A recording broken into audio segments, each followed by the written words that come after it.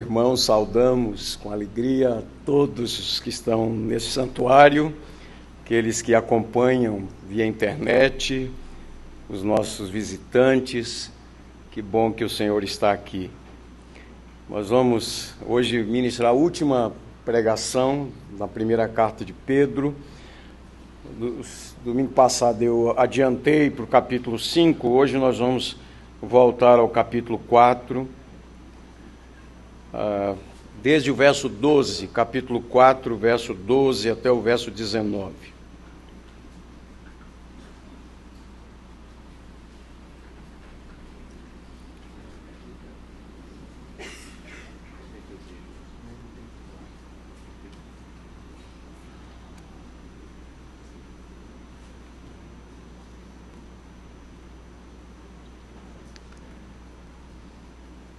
Antes de ler, só uma pequena observação. O tema é perseguição. E estudando um pouco a história, estudando o contexto dessa carta, a gente chega à conclusão de que a perseguição para aqueles de origem gentílica deve ter sido uma experiência muito mais desalentadora do que para os judeus, porque os judeus sempre foram perseguidos. Eles sabiam muito bem o que significa perseguição. Alguém escreveu sobre os judeus que a perseguição faz parte de sua herança. E Pedro estava escrevendo para uma maioria de origem gentílica. Não estavam acostumados à perseguição. No entanto, agora, porque levavam o nome de cristãos, por causa desse nome, estavam sendo perseguidos. E essa palavra é uma palavra de ânimo, de encorajamento. E eu queria ler com você. Nós vamos ler alternadamente, capítulo 4, de 12 a 19, leitura alternada. Amados, não estranheis o fogo ardente que surge no meio de vós, destinado a provar-vos, como se alguma coisa extraordinária vos estivesse acontecendo.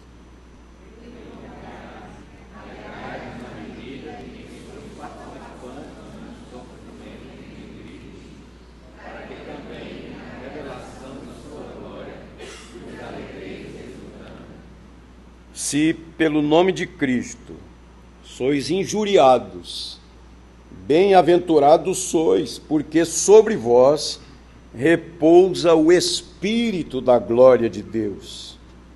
Não sofra, porém, nenhum de vós, como assassino, ou ladrão, ou malfeitor, ou como quem se intromete em negócio de outro. Mas se sofrer como cristão, não se envergonhe disso. Antes, glorifique a Deus com esse nome.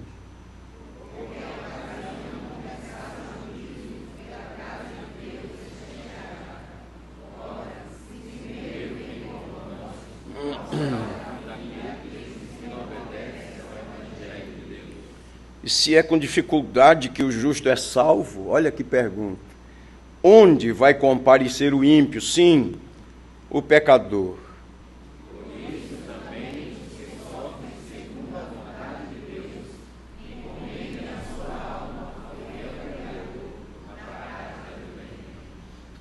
Amém, que Deus aplique a sua palavra ao nosso coração.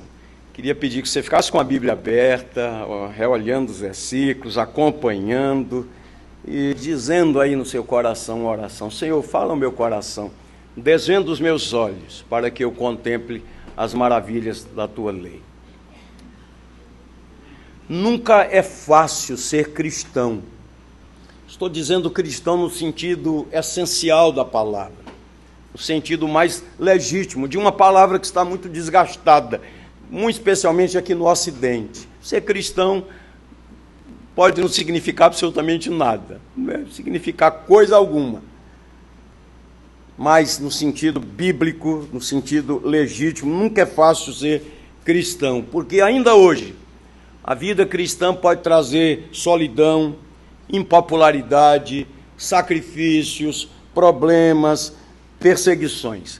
É muito interessante, esse é o tipo de pregação feita nos dias de hoje, não é? Que os que creem no Evangelho acham que merecem só bênçãos. O fato de terem consagrado a vida ao Senhor deveria resultar só em bênçãos, né? Mas, na verdade, queridos, entregar a vida ao Senhor Jesus pode significar o início de uma série de problemas, uma série de dificuldades. Esse tipo de pregação não é nada popular, não é? Agora, como disse alguém sabiamente, uma coisa é sofrer tendo Jesus como Senhor e Salvador da vida, outra coisa é sofrer sem tê-lo como Senhor e Salvador. É nessa linha que Pedro está escrevendo. Irmãos queridos, servos de Deus, homens e mulheres, moços e moças, crianças, sendo hostilizados, odiados, perseguidos, humilhados, tratados como nada, tratados como o lixo da sociedade. Gente assim estava, especialmente aqueles que estavam no início da fé.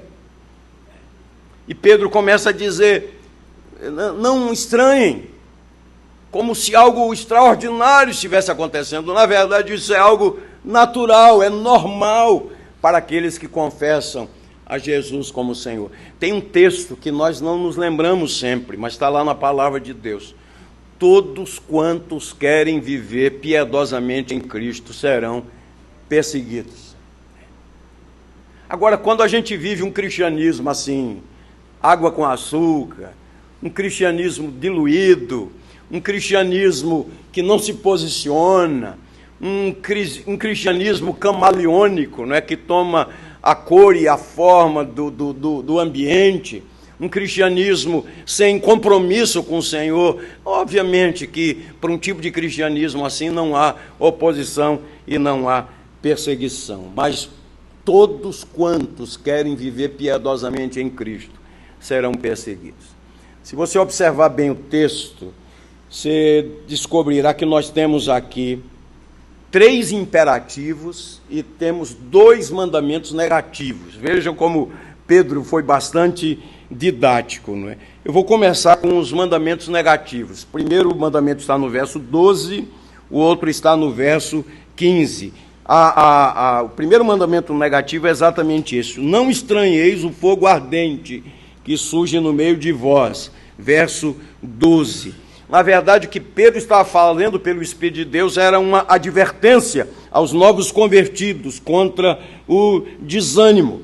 Então, dizendo a eles, é isso que vai acontecer em um mundo hostil, em um mundo que jaz no maligno, em um mundo que tem Satanás como seu príncipe. É isso mesmo, esse tipo de hostilidade, de oposição. Então, não estranhem isso. E o segundo mandamento negativo está no verso de número 15, que esse mandamento está avisando contra o sofrimento por motivos errados. Não é? Nem todo sofrimento surge como consequência da confissão do nome do Senhor. E ele diz, não sofra nenhum de vós como assassino, ou ladrão, ou malfeitor, ou como quem se intromete em negócios de outrem. Então, os 2 mandamentos negativos: não estranheis o fogo ardente que surge no meio de vós para provar-vos, e não sofra nenhum de vós como malfeitor, como assassino, como alguém que se intromete em negócios dos outros. E temos os 3 imperativos. Olhe rapidamente aí no texto, versos 13, 14 e 19. Primeiro imperativo é: alegrem-se. Alegrem-se, mas como? No meio do sofrimento. E o verso diz com muita clareza: alegrai-vos na medida em que sois coparticipantes dos sofrimentos de Cristo. Segundo imperativo, reconheçam as bênçãos. Verso 14: se pelo nome de Cristo sois injuriados, bem-aventurados sois, pois sobre vós repousa o Espírito da glória de Deus. Né?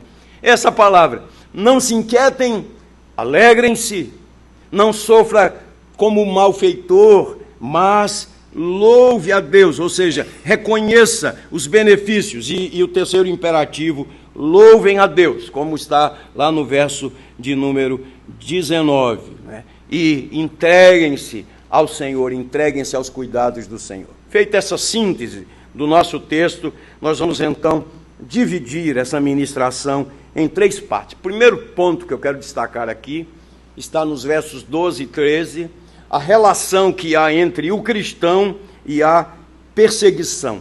O que é que esse texto nos ensina e, em geral, o que a Bíblia ensina a respeito da perseguição, essa relação entre ser cristão e ser perseguido. E eu queria fazer 4 afirmações aqui com base na palavra de Deus. Primeiro, é que ela é inevitável. Saiba disso. Você confessa a Jesus como Senhor, de alguma maneira, por causa do nome dele, por causa de sua confissão, você será perseguido. Alguns enfrentam essa perseguição no seio da família, é no meio da família. Alguns deixaram de ser reconhecidos como fazendo parte da família por causa da sua confissão. Às vezes é no trabalho, é na universidade, é no colégio, por causa de um posicionamento bíblico, né? E o que tem acontecido pelo mundo afora, especialmente naqueles ambientes mais hostis ao Evangelho, nos países comunistas, pós-comunistas, nos países islâmicos, esse tipo de perseguição é inevitável, porque, na verdade, queridos, a natureza humana se desgosta, ofende-se e considera aversão a qualquer pessoa que seja diferente. E à luz da Bíblia, nós precisamos entender que o cristão é uma pessoa diferente. Um dos nossos problemas é porque nós que nos autodenominamos cristãos, nós queremos viver como todo mundo. Todo mundo faz. Qual o problema? Mas por natureza, e exatamente por causa de uma nova natureza, o cristão é uma pessoa diferente. Não que ele deva ser um chato, mas ele é uma pessoa diferente por causa do seu compromisso com o Senhor Jesus. Segunda afirmação nessa relação cristão e a perseguição. Primeiro, é inevitável. Segundo, é uma provação. A palavra provação, inclusive no texto que foi lido aqui na devocional da liturgia, no texto de Tiago, interessante que no grego, a palavra para provação e para tentação é a mesma palavra. Por isso que a gente percebe a diferença no português dentro do contexto, né? E aí o texto de Tiago diz: Deus não tenta a ninguém. É a mesma palavra. Ele prova a fé. E há 2 sentidos na Bíblia da palavra provação. Em um sentido é um teste, ou seja, é uma prova da fé. Você é um cristão mesmo, é uma prova da fé. Estão lembrados quando Jesus contou a parábola do semeador? Parte da semente na beira do caminho, naquele solo duro, as aves dos céus vieram e arrebataram. Ou seja, aquele que ouve a palavra de Deus não entende, Satanás vem e arrebata. Mas algumas sementes caíram em solo rochoso, germinou, mas quando começou a crescer, por causa do terreno, as raízes não tinham profundidade, e quando veio o sol, ela murchou e secou. E Jesus estava dizendo, assim, no meio da prova, das adversidades, das dificuldades, quando não é uma fé genuína, simplesmente desaparece. A prova é um teste de fé.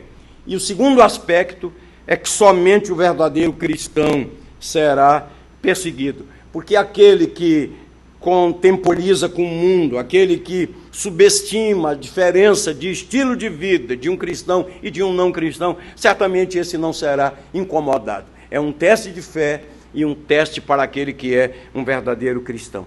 Terceira afirmação dentro desse tema, o cristão e a perseguição, ela é inevitável, é uma provação, mas ser perseguido significa participar dos padecimentos de Cristo. Essa era uma afirmação muito interessante. A igreja primitiva aprendia isso. Se você está sofrendo por causa de Jesus, se você está sofrendo por causa do nome de Jesus, por causa de sua profissão de fé, de sua confissão de fé, saiba de uma coisa gloriosa: você está seguindo os passos de Jesus. Porque como ele foi perseguido, como ele foi incompreendido, um homem comprometido com o Pai, comprometido com a sua missão. A Bíblia diz que Jesus andava por toda parte fazendo o bem, pregando o evangelho do reino, curando, libertando pessoas. Jesus era capaz de olhar para uma multidão e enxergar cada um em sua individualidade, seus dramas, seus conflitos, suas lutas.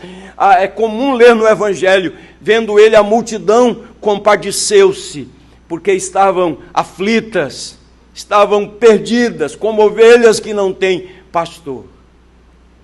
Quando ele foi julgado, o próprio governador olha para a multidão e diz: eu não vi pecado nenhum nesse homem.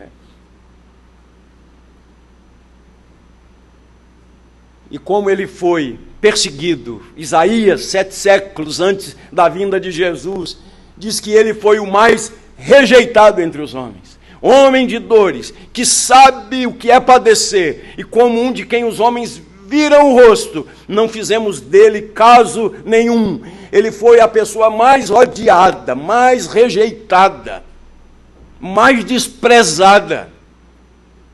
E Pedro está dizendo aqui que quando somos perseguidos por causa da fé, do nosso compromisso, na verdade estamos nos identificando com ele. Nós estamos seguindo os passos de Jesus. Estava separando aqui uns textos. Paulo, por exemplo, escrevendo aos Romanos: se sofremos com ele, também seremos glorificados com ele. Romanos 8:17. Paulo escreveu a Timóteo, segunda carta, capítulo 3, verso 11: se sofremos com ele, também reinaremos com ele. A perseguição é inevitável, a perseguição é uma prova, a perseguição nos identifica com o Senhor Jesus, porque passamos a percorrer o caminho dele. Mas a quarta afirmação nessa relação cristão e a perseguição é o caminho à glória. É isso que diz a Bíblia, queridos. A cruz é o caminho à coroa. Eu estava lendo uma afirmação bem interessante nesses dias de um evangelho que é pregado, que diz assim: quer parar de sofrer? Crê em Jesus. Queridos, eu quero dizer com toda honestidade aqui diante de Deus, isso não é verdade. Porque talvez você confesse a Jesus como Senhor e você venha a padecer muitos sofrimentos. Talvez seus problemas até aumentem por causa do seu compromisso com o Senhor Jesus.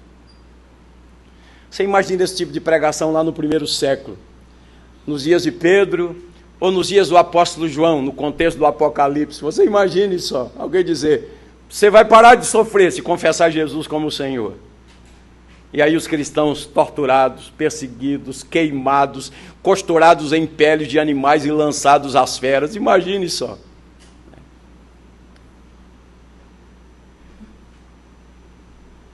Mas a perseguição é o caminho à glória.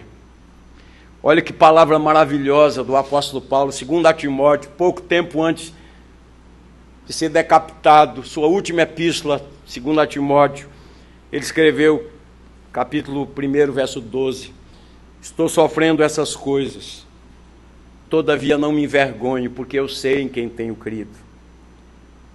E estou certo de que ele é poderoso para guardar o meu depósito até aquele dia. Estou sofrendo todas essas coisas, porém não me envergonho, porque eu sei em quem tenho crido. E na mesma epístola, no capítulo 4, texto que a gente conhece muito bem: combati o bom combate, completei a carreira, guardei a fé. Já agora, a coroa da justiça me está reservada, a qual o Senhor, reto juiz, me dará naquele dia, e não somente a mim, mas a todos quantos amam a sua vinda. E os irmãos vão se lembrar, quando estudamos aqui no Apocalipse sobre a igreja de Esmirna, A palavra do Senhor para aquela igreja foi: ser fiel até a morte, e dar-te-ei a coroa da vida. Essa é a relação, queridos, entre o cristão e a perseguição.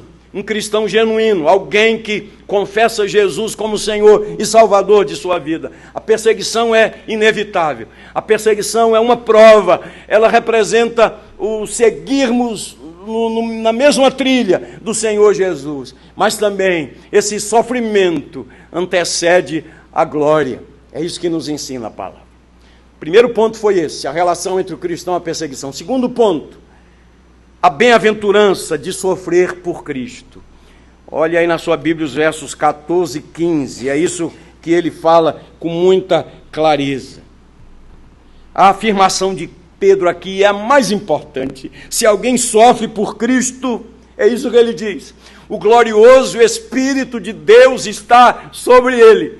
Olha a diferença entre sofrer os sofrimentos da vida sem a presença do Senhor, sem a presença do Espírito Santo, que é o Consolador. Essa é a diferença extraordinária. O que Pedro está dizendo aqui pelo Espírito de Deus é o seguinte: qual é a bem-aventurança de sofrer por Cristo Jesus? É porque esse cristão verdadeiro, ele conta com a presença de Deus, a presença do Espírito Santo. É isso que significa. Os judeus, eles tinham um conceito do que eles chamavam de Shekinah. Shekinah, a gente pode dizer assim, em palavras bem simples, representava o luminoso resplendor da gloriosa presença de Deus. Quando o povo de Israel saiu do Egito rumo à terra prometida, eles eram abençoados com uma nuvem sobre eles durante o dia e uma coluna de fogo durante a noite. Ali estava a presença do Senhor.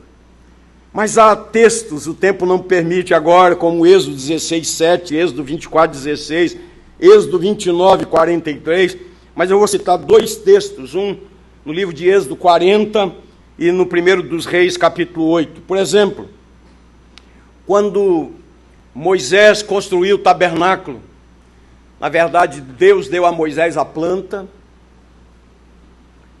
Deus designou o material, as cores, as medidas, deu tudo para Moisés. E Deus deu habilidade a pessoas que trabalhassem naquela obra. O Espírito de Deus veio sobre eles.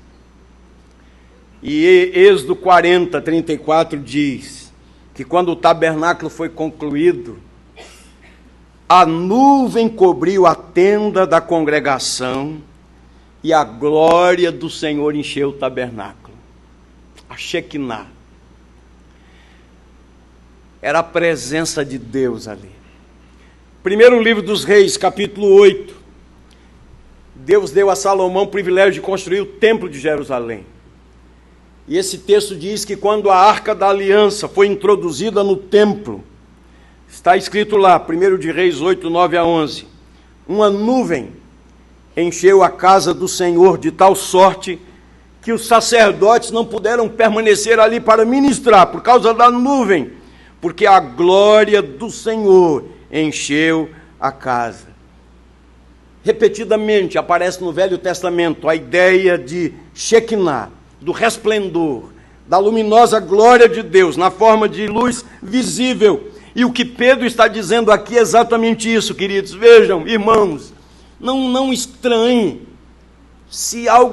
como se algo extraordinário estivesse acontecendo. Na verdade, isso é natural para aquele que verdadeiramente confessa Jesus como Senhor, aquele que é um seguidor de Jesus, que é um cristão verdadeiro. Mas vejam a bem-aventurança da perseguição por amor do Senhor. Ele diz exatamente isso: se pelo nome de Cristo sois injuriados, bem-aventurados sois. Essa expressão nós conhecemos bem, bem-aventurados. Parece lá no início do Sermão do Monte. Literalmente quer dizer feliz. Mas qual é o conceito bíblico de felicidade?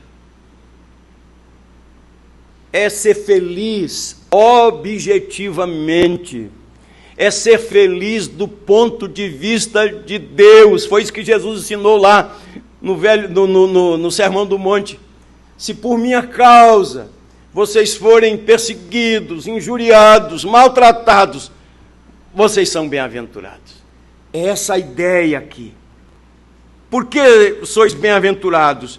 Porque sobre vós repousa o Espírito da glória de Deus. Significa dizer o seguinte: quando você é um cristão verdadeiro e você sofre por causa desse nome, por causa do seu compromisso com o Senhor, está dizendo aqui que Ele não lhe abandona. O Espírito de Deus que habita em você, Ele é consolador, Ele lhe anima.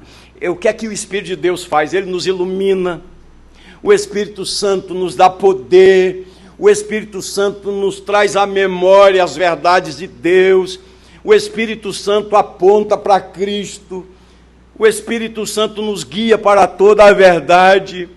O Espírito Santo nos socorre, porque nós não sabemos orar como convém, mas Ele intercede por nós com gemidos inexprimíveis.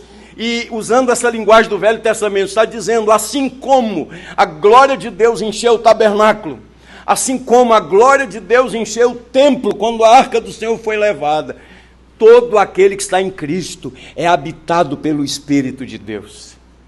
E é por isso, queridos, ninguém gosta de sofrer, de ser torturado, né? Quando a gente lê a literatura sobre a igreja perseguida, quando a gente olha para a história da igreja, né?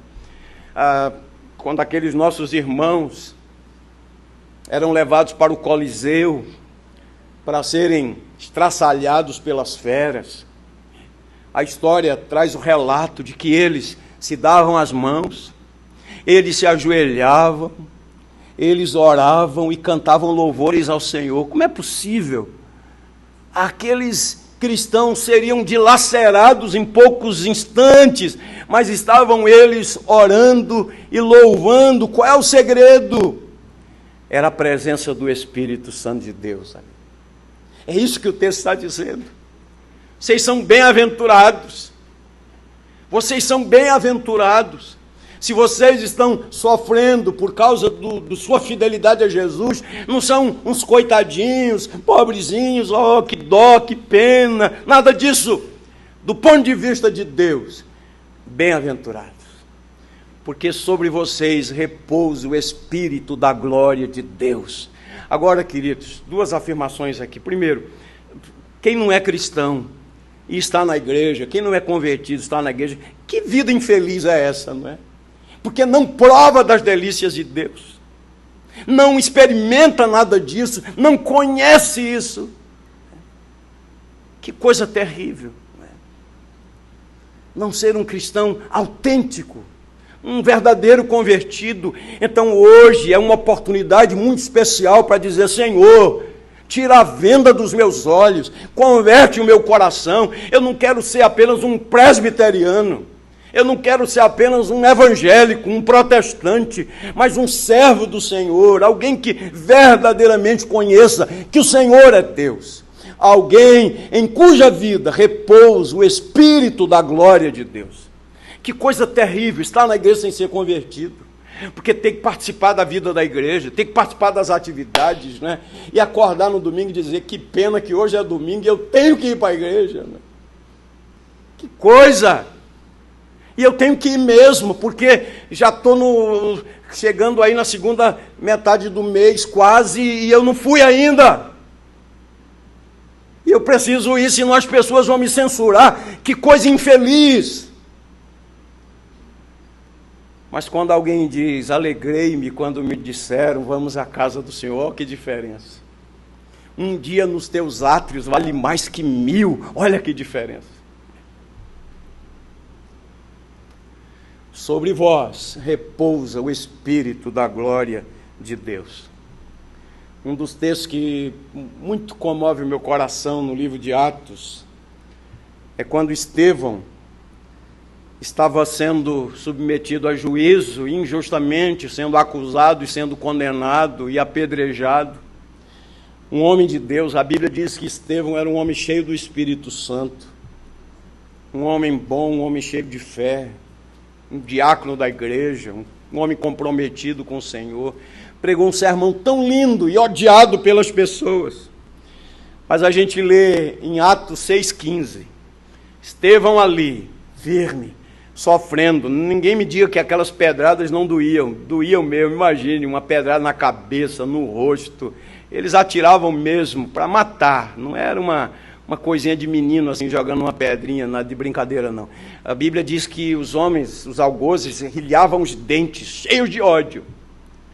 Mas o verso 15 diz que quando as pessoas que estavam ali observaram o rosto de Estevão, viram nele o rosto de um anjo. É como se estivesse resplandecendo o seu rosto, porque na verdade estava sobre Estevão o Espírito da glória de Deus, o Espírito Santo estava ali. Sofreu no corpo, sentiu dores, morreu, mas foi um bem-aventurado. Ali estava o Espírito do Senhor. E aí, o verso 15 diz que o cristão deve sofrer como tal e não como malfeitor. Não como malfeitor, não como assassino, não como ladrão, não como quem se intromete em negócios de outrem. Essas coisas são um péssimo testemunho. E alguém podia perguntar assim, será que cristãos praticam essas coisas?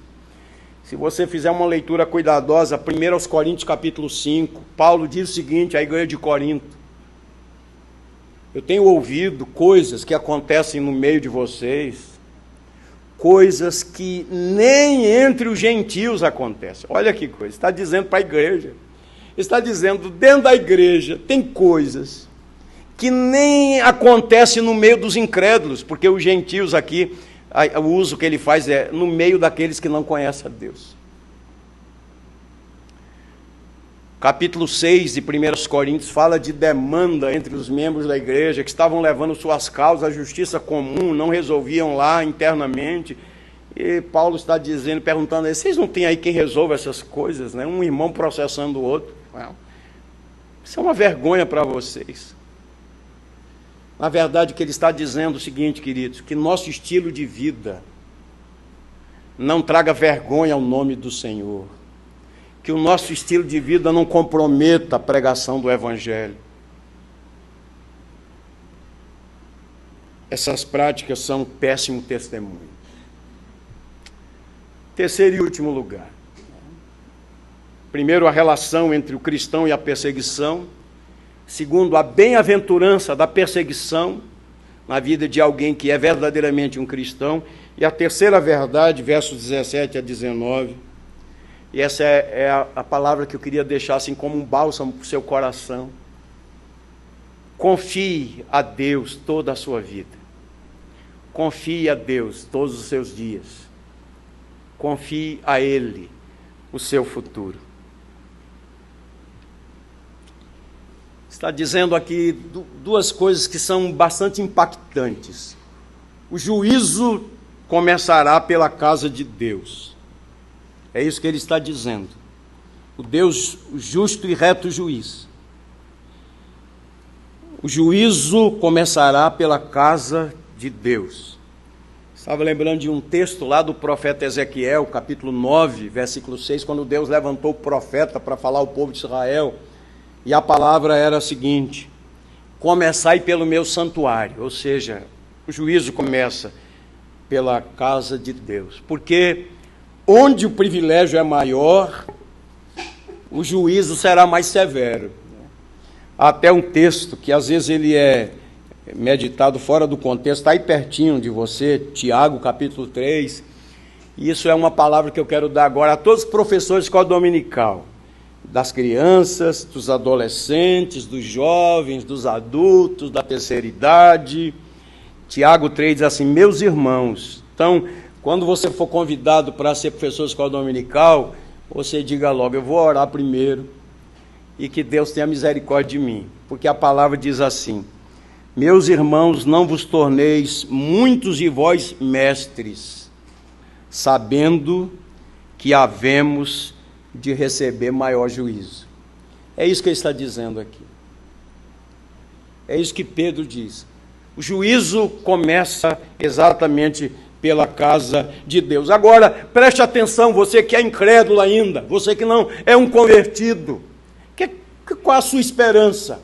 Você que não se rendeu ao Senhor, ou está presente aqui, ou que acompanha via internet. Vejam bem o argumento de Pedro. Se o juízo de Deus deve cair sobre a igreja dele, se o juízo começa pela casa do Senhor, qual será o destino dos negligentes, dos desobedientes, dos incrédulos, dos rebeldes? Qual é o destino de alguém que tem um coração endurecido com a graça de Deus? É isso que o texto está dizendo. E se é com dificuldade que o justo é salvo, onde vai comparecer o ímpio? Sim, o pecador. Porque um pecador salvo em Jesus, ele está debaixo do sangue de Jesus, e ele chega diante do reto juiz e diz: eu mereço a condenação, mas o Senhor Jesus me substituiu, tomou o meu lugar, pagou o preço, então pela tua misericórdia, usando uma expressão bíblica, salvo como que pelo fogo. Agora, alguém que não esteja debaixo do sangue de Jesus, que argumento usará? Que argumento usará? Pedro está aqui reforçando o ensino lá de Provérbios capítulo 11, verso 13. Eis que o justo é punido na terra, quanto mais o ímpio e o pecador. Eis que o justo é punido na terra, quanto mais o ímpio, o pecador. Então eu quero lhe fazer um apelo em nome do Senhor Jesus, como Paulo usa lá na carta aos Coríntios, na segunda carta, como embaixadores de Deus, nós vos rogamos, reconciliai-vos com Deus. Filho de crente, neto de crente, irmão de crente, pai de crente, que ainda não é um convertido, hoje é o dia aceitável. Hoje, se ouvirdes a sua voz, não endureçais o vosso coração. Você que está brincando de ser crente, que não é crente coisa nenhuma, ainda que seja membro da igreja, hoje é o dia aceitável, o dia do arrependimento, para pedir misericórdia ao Senhor. Misericórdia, Senhor. Porque a palavra diz: se o juízo começa pela casa de Deus, onde? É muito claro. Onde vai parar o ímpio, o pecador? Mas como eu disse, quero terminar com uma palavra de alento ao seu coração. O Evangelho tem que fazer advertências mesmo. É próprio do Evangelho fazer isso. Por isso que a pregação do Evangelho sempre tem um chamamento ao arrependimento. Mas há uma palavra maravilhosa aqui. Pedro, pelo Espírito de Deus, exorta o povo. E nessa última pregação, na primeira carta de Pedro, queria deixar essa palavra. Pelo Espírito de Deus, ele exorta o povo de Deus a continuar fazendo o bem. E quando qualquer coisa dura acontecer, quando uma adversidade acontecer, a palavra é: confiem suas vidas a Deus, que é o Criador, que é o mantenedor, que é o Senhor, em quem se deve confiar o tempo todo. Essa é a palavra. Essa é a palavra de Deus para nós. Verso 19. Os que sofrem segundo a vontade de Deus, encomendem a sua alma ao fiel Criador na prática do bem. Esse verbo encomendar, estava lendo um comentário desse texto, falando daquela prática antiga, quando alguém, por exemplo, precisava viajar, não tinha banco, e tinha lá um tesouro, uma riqueza, o que é que ele fazia? Ele confiava a sua riqueza nas mãos de um amigo, de uma pessoa absolutamente confiável. Olha, vou viajar, vou passar 1 ano fora, 2 anos fora, todo o meu tesouro está aqui, eu estou confiando a você. E exatamente porque aquele era um amigo fiel, ele tinha absoluta certeza que quando voltasse da viagem, do seu compromisso, ele iria reaver os seus bens, porque estava nas mãos de uma pessoa confiável. Pedro está usando essa ideia que era conhecida nos seus dias, para dizer, se era possível alguém confiar seu tesouro às mãos de um amigo, quanto mais devemos confiar a nossa vida aos cuidados do Senhor. Essa é a ideia. Encomendem. Quando a gente ora por alguém que está indo para o campo missionário, quando a igreja orou pelos jovens que foram estudar no exterior, o que a igreja fez? Encomendou aos cuidados de Deus aquelas vidas. Essa é a ideia. Descanse nos braços do Eterno. Aquele salmo lindíssimo, Salmo 130, que diz: como a criança desmamada se aquieta nos braços de sua mãe, tal é a minha alma para comigo. Espera no Senhor, desde agora e para sempre. Amém, amém. Vamos ficar em pé, queridos.